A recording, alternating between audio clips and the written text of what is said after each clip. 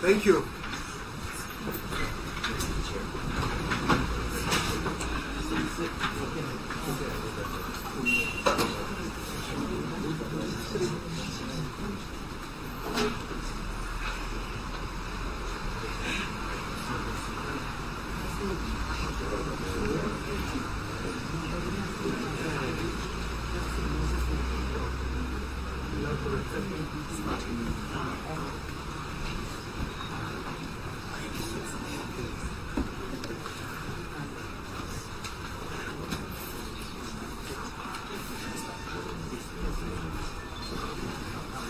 Very good morning to you all, members of the media fraternity. Welcome to Morgan Tsvangirai House, our headquarters of the Movement for Democratic Change, Tsvangirai. We are here at the citadel of the opposition in Zimbabwe, where Dr. Morgan Tsvangirai left us. Today is a very momentous occasion.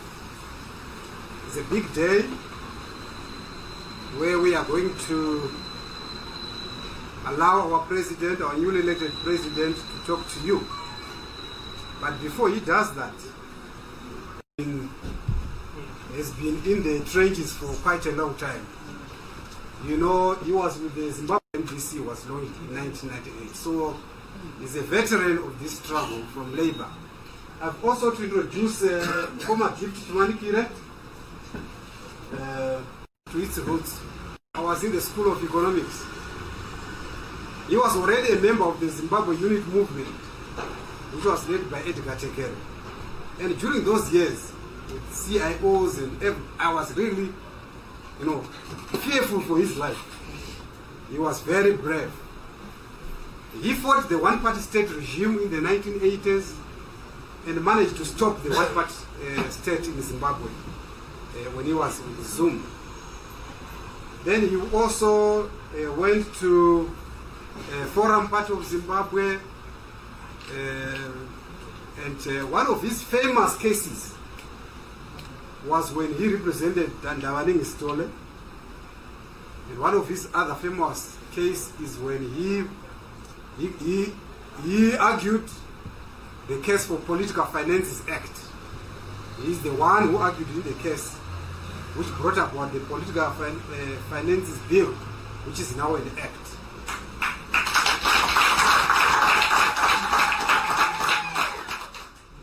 Douglas Mwonzora, when we formed MDC, and most people don't know that, when we came from the university, I, Douglas Mwonzora, Dr. Godfrey Kanyenze, Dr. Rene Lowenson, were some of the graduates who were prepared to work with, to join the labor movement, to work for workers.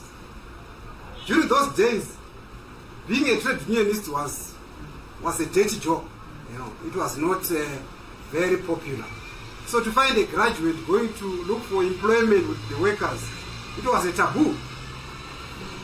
But Anawachi Manikire employed us as young students. I was employed in the economics department.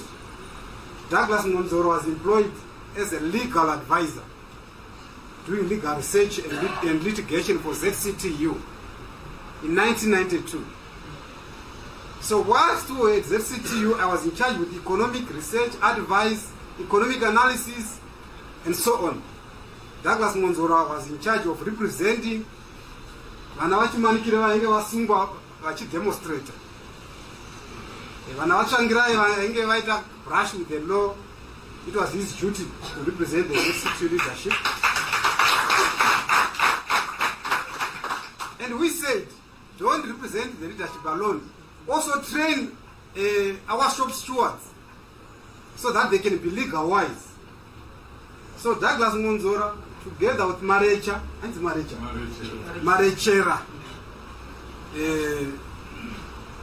helped us to develop what we called paralegals. And what here I see is one of the paralegals who was trained. Now, Manikire, I think you were trained as a paralegal. You were the best graduate in his paralegal class. So I hear people saying Douglas is not a founder of the MDC. They don't know the man very well. We have got his history. You can go and research and find out. But most importantly, the MDC was formed by ZCTU, the constitutional movement, the churches, the students, ZINASU, ORAP, the informal sector, and other many civic organizations. And Douglas was with the NCA, the National Constitutional Assembly. Nana Maduku, Nana Brian Kagoro, Nana Grace Quinje, Brian Raftopoulos, Tendai PT. They were in the constitutional NCA movement. We were in the labor movement. So we combined together to form the MDC. From all, that's why it's a movement. It was not just us workers. So Douglas Mwonzora is the founder of the movement for democratic change, without any apology. I thought I should make that. And I am speaking authoritatively as one of the founders of the movement for democratic change. Anyway, without much further ado, it is now my humble pleasure to call upon the newly elected president, Dr. Douglas Mwonzora, to address you.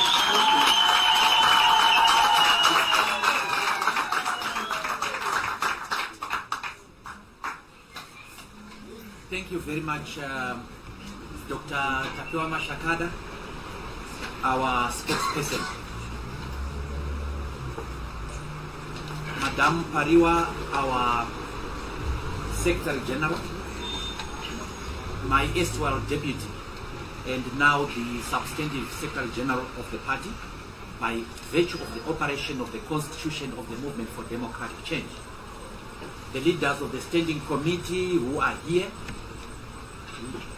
ladies and gentlemen of the press, members of the Movement for Democratic Change, Changrai. I thank you for coming to this press conference, our first press conference after the historic extraordinary Congress.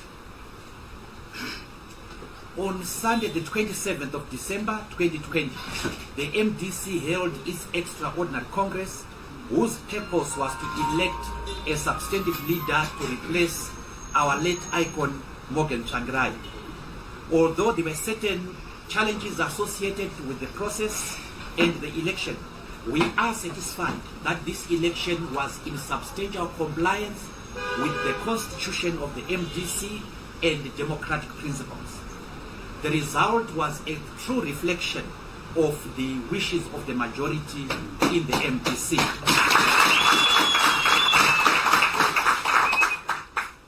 This Congress resolved the succession conundrum that had bedeviled our party for many, many months. I was humbled by the confidence bestowed unto me by the delegates present. I did pay special tribute to my contestants in that election, and I did wish them well. We were, however, saddened when we saw a clip suggesting that somebody tried or did assault Madam Thokozani Kube. We do not condone that barbarism, and we have instructed the Secretary for Security, the Secretary for the Youth Assembly, as well as the National Chairman's Office, to work together with the officials at the Harare International Conference Center to identify the culprit or the culprits and bring them to book. As we have said before, we do not have room for violence in this great party. And if that person is caught and if that person is identified, they will be dealt with as firmly as possible. We also were saddened to hear certain slurs directed at Madam Kube. We do not condone that as well. To that end, we are calling upon our officials that I have mentioned to investigate these people and bring them to book. there is no room in my administration, there is no room in my leadership for hate. We do not condone sexism, regionalism, tribalism, or any form of prejudice. Our leadership has enormous responsibilities before it. First, we have to work to unite the party. To that end, we want to unite this party and strengthen it into a credible change agent. This entails the exercise of tolerance and restraint on the party of the leaders. We appeal for patience from our members as we try to find each other as a leadership. We want to rebuild this movement. The second responsibility we have is to rebuild the entire opposition. To that end, we will be reaching out to our brothers and sisters within the opposition with a view of forging mutually beneficial relationships and collaboration. Third, we have to develop non-toxic, mutually beneficial, respectful and professional working relationship with the ruling party. It is our duty as the major opposition party in this country to make sure that we keep the ruling party on its toes to deliver its promises to the people of Zimbabwe. In this regard, we wish to make it clear that we will be an effective, an organized, a focused, but responsible and patriotic opposition party in this country. We are the government in waiting. What we will demand from them, what we demand from them is what we must expect them to demand from us when we become the ruling party. And it is only a question of time. Our belief is that the party must play its role in finding a solution or solutions to Zimbabwe's problems. To that end, we will be approaching government and other stakeholders with the concrete proposals on how to redress the Zimbabwean situation. It is clear that Zimbabwe urgently needs to craft a shared national vision. We will play our part in crafting the national vision of Zimbabwe. Equally, it is urgent that we should work towards ending the international isolation of Zimbabwe. There is no doubt that Zimbabwe's working together can make this country into an economic powerhouse once more. The National Standing Committee of the MDC will be sitting shortly to discuss urgent business relating to the just ended Congress as well as the program of action for next year. I will proceed to announce or reiterate the leadership of the MDC. It is not our intention to victimize anyone. Everybody, every leader, every member of the MDC has a role to play in bringing success to Zimbabwe. We are still consulting, so what you will hear, the names that you are here, that are being said here, are work in progress. It's not the complete leadership, and it will depend on a number of factors. But this is the leadership of the MDC as things stand. The National Standing Committee. President, that is myself, is elected by the Extraordinary Congress. Our first Vice President is Dr.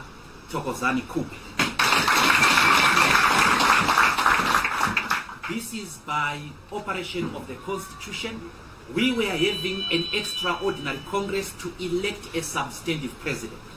And therefore, the Vice President elected at the 2014 Congress remains Vice President of the party.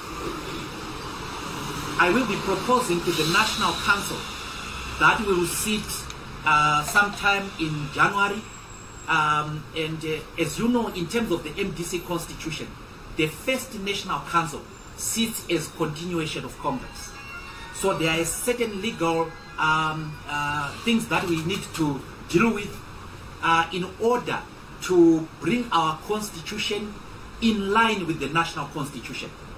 That entails the appointment of a second Vice President. And I will be proposing to the National Council that the second Vice President will be Engineer Elias Mutsuri.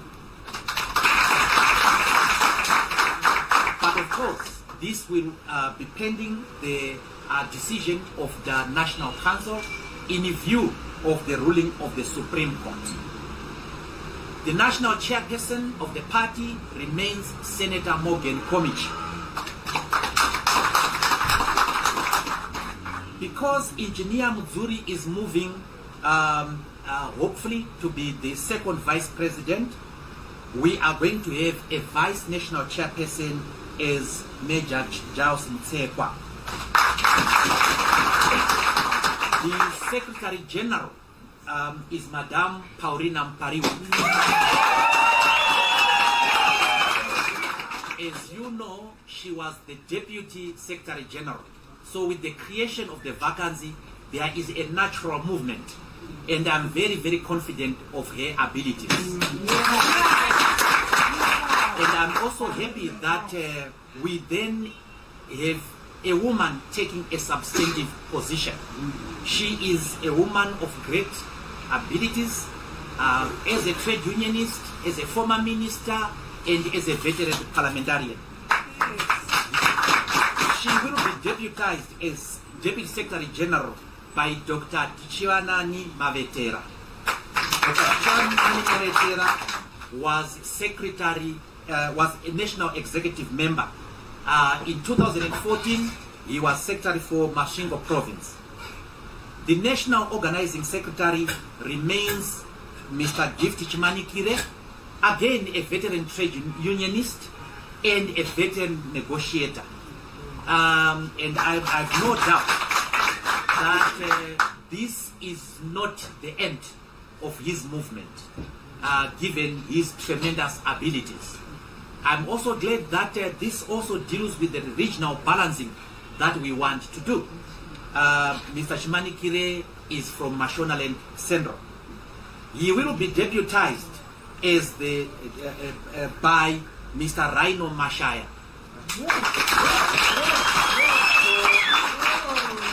Mr. Mashaya moves from being organizing secretary for Harare to being deputy organizing secretary for Harare province.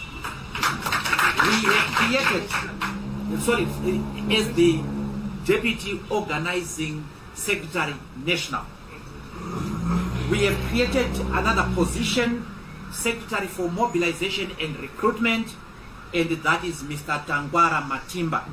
Mr. Matimba was the secretary, organizing secretary for Nikaland province.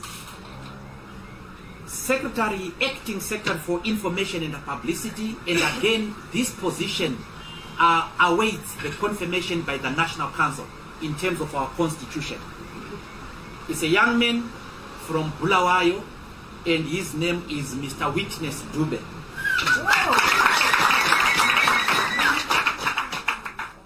He will be deputized by the Deputy Information and Publicity Secretary, Mr. Kalipani Pugen.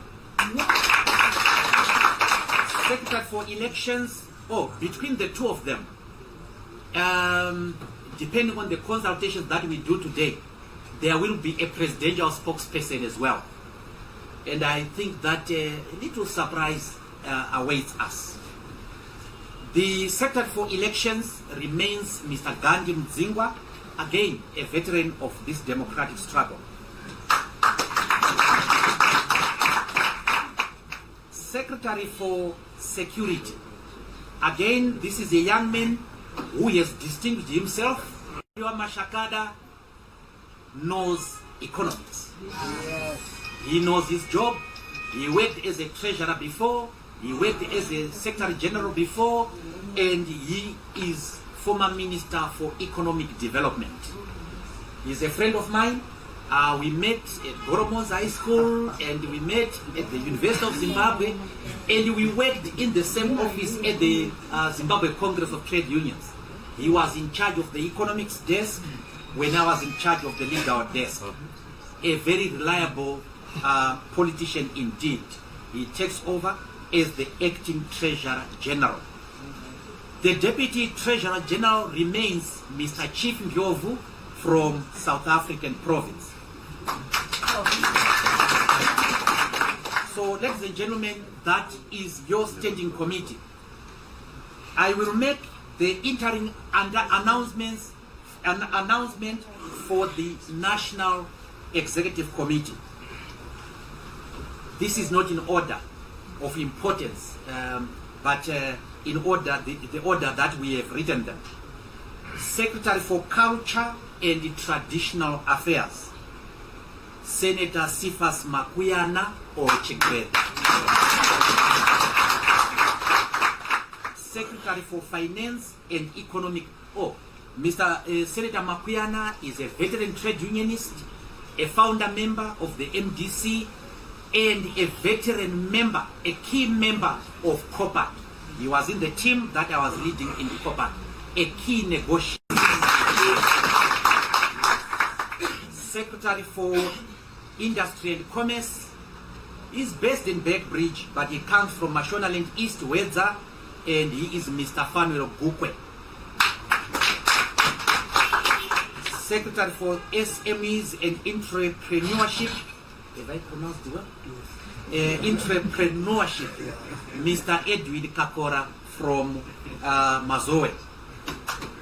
Secretary for Education, a member of the DMTL, Mr. Edwin Zambara. A very, very solid man indeed. Secretary for Labor and Social Security, a veteran trade unionist, a founder member of the MDC, a veteran negotiator, James Makore. Right now, but comes from Chivi in Mashingo. Secretary for Environment and Climatic Change, all the way from Matabeleland South, Miss Sipo Mokone Ndlovu. Secretary for Tourism and Hospitality Management, Miss Jacqueline Zwambila from Chebutu.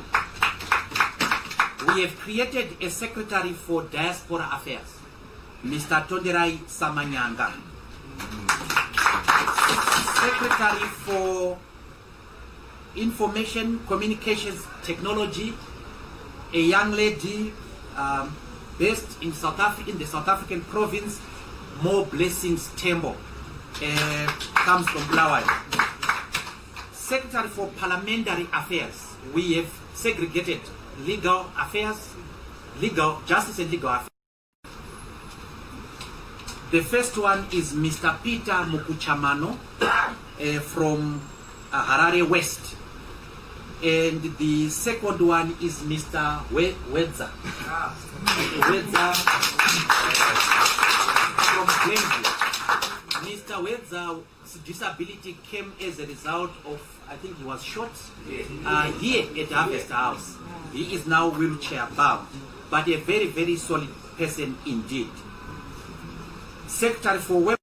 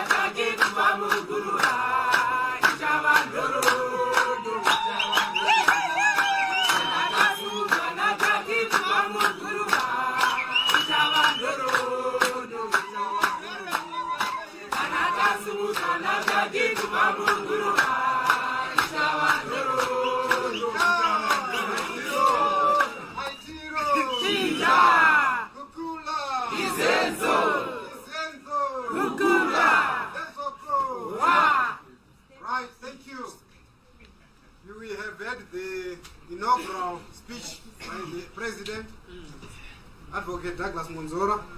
Now I invite questions from the media. You raise your question and you identify yourself. Yes. Samuel Tagawara from 2C Chat. I just want to understand what does the Douglas Mwonzora victory at the EOC entail with regards to the leader of the opposition position in Parliament. Right, we get that one. Implication of the leader of the opposition in Parliament. Questions? Another question? Yeah. Yes? My name is Richard Ompondo from Newsday. I wanted to ask you. You have appointed Dr. Kupe and others who are in disagreement. I wanted to find out from you, why are you rushing to make these appointments and announcements? Because they've also said that they will be taking you to court. Are you not, is it not good that you wait for the court outcome, then you make appointments after that? Then you also spoke about... That's your last one. Yeah, you also spoke about the Presidium, let me say, to say that you will be in line with the national constitution, appointing two vice presidents to the party. This is a government in waiting. People have been complaining about the bloated government. And are you just copying and pasting what ZANU-PF and the government is doing? And do you think this is healthy for a government in waiting? Thank you. We'll take this round and then do the final round. President. Oh, thank you very much. The leader of the opposition. Well, the situation is under discussion. We will be making an announcement regarding that. But the fact of the matter is that we have two leaders, three leaders actually. We have Vice President Kupe in the National Assembly. She will lead in the National Assembly. We have Engineer Mzuri, again subject to the National Council, and of course his attitude towards it. He will be heading the opposition within the Senate. And in the entire administration, in the entire setup, there will be a leader, and that will be myself. But whether it will be the technical leader of the opposition, as you put it, we are discussing that, and so on. But I have no intention of victimizing anyone. I have no intention of recalling anybody, unless, of course, people want to be recalled. But I think that it's not in our nature to be retributive. I know that there were a lot of things that were said, but this was as a result of anger. That was as a result of frustration, and this comes with competition. I think that I must be a very frustrating opponent, and I do understand my opponents when they get frustrated by me and so on. But that is to be expected. I expected people to get angry, but I also expect people to get over it. So we have had to allow a period of cooling for the Madam Vice President in particular. I know she will cool down. I know that she will come back and assume her responsibilities. I'm sure she knows the enormous responsibilities that are on her shoulders. So to answer the question of whether I did reach out to her, the answer is yes. We have been talking, not very formally, but through some channels, so that we resolve whatever issue was there. The same applies to Engineer Mzuri and Senator Komichi. I will be meeting Senator Komichi sometime today, and we will discuss that. But I want to make one thing clear. and it is that if you look at the figures, after everything is said and done, we just have to look at the figures, and the figures speak for themselves. I know some people were saying that Manicaland should not have voted. I don't agree with that. But let's subtract the votes of Manicaland, about 380 votes that came from Manicaland, assuming that those people voted for me. Subtract them from the figure, and a winner still remains the same. So I think that we must also learn to accept it when we do not succeed. But as I said in my acceptance speech, this was a contest and not a fight. And as I said, I did understand the frustration that my colleagues could have gone through. But I trust that they will go over it for the benefit and the betterment of their party. The fact that they are in disagreement with me, I have said that I want people in this party to be free to criticize me as their leader. They must be free to disagree with me. They must be free to speak truth to power. That is the type of leadership that we want to bring. So I will be allowing people to criticize me within the party, within the organization, or within the organs of the party. They are free to disagree. That is the leadership we are about to bring. When we talk of democracy, democracy must not be a mere ideal. It is a way of life. It must be a way of life. I want to bring democracy, and I will start with this party. They are free to criticize me, and they will not lose their posts by virtue of their criticism of me. Having said that, I encourage leaders to be responsible as well, and make sure that the criticism does not become dysfunctional to the extent of destroying the party. $6 million.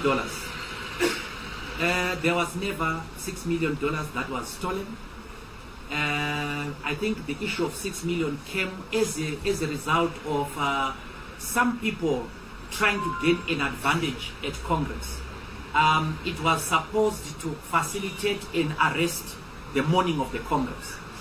So mention a big figure having been stolen, the candidate will be arrested. So that did not happen because you don't just arrest. And also the police know that this is a big organization. This is an established organization, 20 years. You cannot have money in the MDC taken or withdrawn on the signature of one person. We countersign in this organization. We have a financial system. We have finance and administration rules. I could tell that some of the leaders who were new did not understand the running of this organization. The accounting system in this organization is that the Secretary General spends and the Treasurer General pays. That is the simple accounting principle that is there. We have finance and administration rules. So the money was never stolen. The breakdown is there. But in order to put the minds of the members of the party to rest, the Extraordinary Congress resolved that there will be an external audit. And this is an audit that we don't control. The external auditors will be appointed by the Secretary General in consultation with her colleague, the Treasurer General. They will choose an external auditor whom we don't control, and the results of that audit will be made public, should the leaders of this party really want it.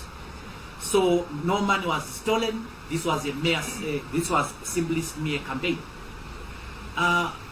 Then phoning Dr. Kupe, I've already said that. I have reached out to Dr. Kupe using other channels. But also we now have a legal opinion from Professor Lovemo Madugu, who is a lawyer for the party. He was representing everyone. He was representing us. He wrote an opinion yesterday. And that opinion settled matters as far as, and that did not have any precedent. But we have a national constitution. And we want to establish a shadow cabinet. So, shadow national president, shadow vice presidents, who will shadow the two who are there. That is the logic behind the other vice president. It is contained in the national constitution. But this is my proposal to the National Council. It is free to direct as it wishes. But I thought that I should make it public that if I get go ahead from the National Council as well as from the legal expertise, my proposal will be for Engineer Elias Muzuri because of certain attributes that I see as a leader, I see in him. And of course, subject to his attitude towards it. Okay, thanks. We shall take the final round of questions. Yes? The issue of Poland, have you taken a position? Thank you. Next. I don't have my glasses, so raise your hand. Yes?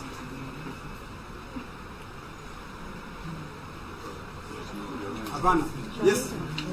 My name is Yasin. I'm a freelance journalist. You just said you are going to consult with the National Council. Can you speak up, Lucy? I'm saying you are saying you are going to consult in consultation with the National Council over the appointments of the two VPs. But I want to know, what does your constitution as a party say?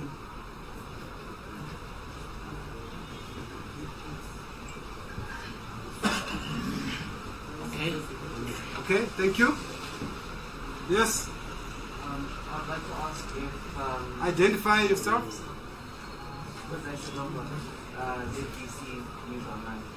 I'd like to ask if there is any hope in terms of reaching out to the MDC Alliance under Nelson Chamisa as well, whether you be talking, interacting, and maybe mentioning to the bridge something. Thank you. We shall allow the President to answer this last round of questions and end there. Thank you. As the MDC, we stand for national dialogue and reconciliation. And we have National Council resolutions on that. We have Congress resolutions, the previous Congress, that is 2014. It is the nature of this dialogue that people may differ on. But the principle of dialogue is agreed within the MDC. We were supposed to settle the issue of dialogue at the Extraordinary Congress on Sunday. Unfortunately, because of the events that took place, we were unable to deal with that issue. That will be decided before we make a pronouncement by the National Council when we sit in January. But certainly we will have a settled answer regarding that. I don't want to preempt the National Council. But one thing I can confirm is that we are for national dialogue. There are processes that we have to take that involve the National Council. A president is allowed to make proposals in what he thinks is in the best interest of the party to a higher organ, that is the National Council. This National Council will be sitting as an extension of Congress to complete the unfinished business of Congress. And that issue will be put there. You may know that the issue of the S in the MDC constitution when it comes to vice presidents was decided upon by the Supreme Court. And it is up to the National Council to clarify on that issue. But this is an issue that I said is in the hands of our legal experts. It will be in the hands of the National Council.